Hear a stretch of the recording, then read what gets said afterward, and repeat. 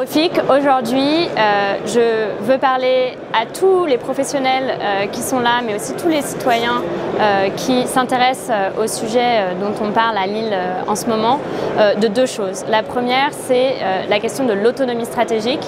Le contexte géopolitique, je pense, met le doigt sur ce concept qu'on porte depuis 2017.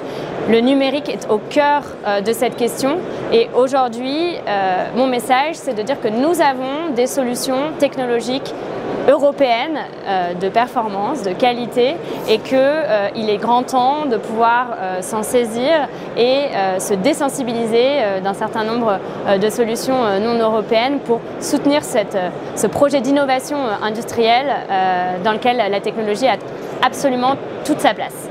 Le deuxième message, on est OFIC pour parler de cybersécurité forcément. La cybersécurité, ça peut sembler un secteur d'experts, réservé aux experts, mais ça l'est moins. Tout le monde est concerné. Il y a près de 12 attaques par jour qui sont recensées par l'ANSSI. Sur l'année 2024, c'est encore 15% de plus que l'année précédente et 6 attaques sur 10 se tournent vers des petites structures. Et donc, mon message, c'est aux soignants dans les hôpitaux, aux patrons de petites entreprises, aux professeurs dans les écoles qui subissent aussi de plein fouet les conséquences de ces attaques.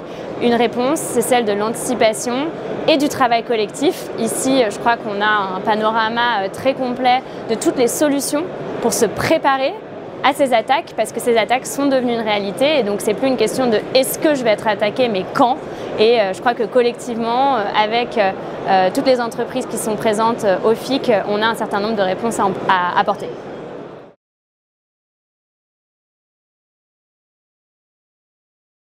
C'est une responsabilité collective et d'ailleurs je crois que c'est le sens de ce forum.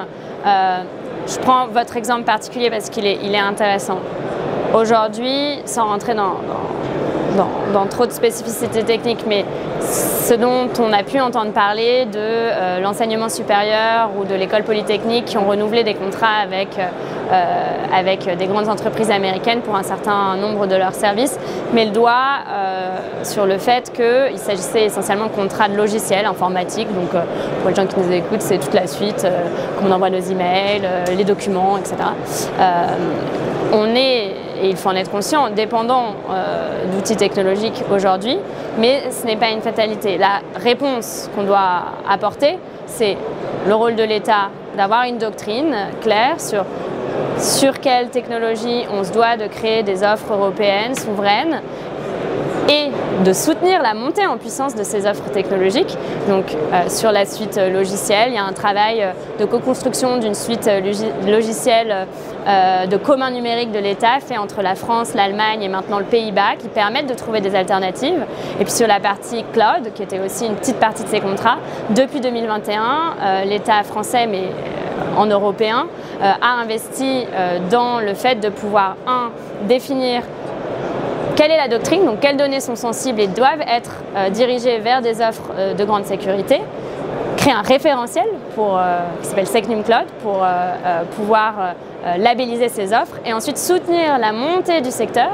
Je serai à OVH tout à l'heure qui a fait des annonces en ce sens hier, il me semble. Soutenir la montée du secteur via des appels à projets, via le déploiement d'investissements dans l'innovation pour que progressivement on puisse créer des offres compétitives, souveraines, qui répondent à cette demande à la fois de protection pour les données plus sensibles, mais simplement aussi une demande économique. Je crois que le rapport de Mario Draghi l'a bien montré. Investir dans notre technologie, c'est aussi gagner en compétitivité.